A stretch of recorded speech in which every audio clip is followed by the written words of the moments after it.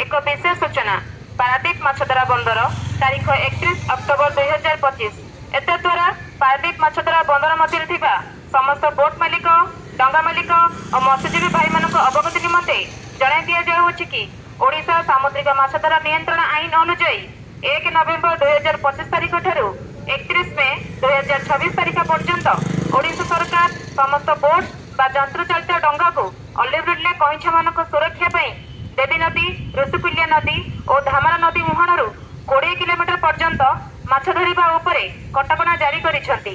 एणु आपण माने एही निषिद्ध अंचल को माछ धरिबा को जांतु नहीं। जदि कोनोसी मत्स्यजीवी बा डंगा मालिक एही कटकणा को अवमानना करंती ओम्प्रा एक्ट 1982 बल दंडनीय हेबे।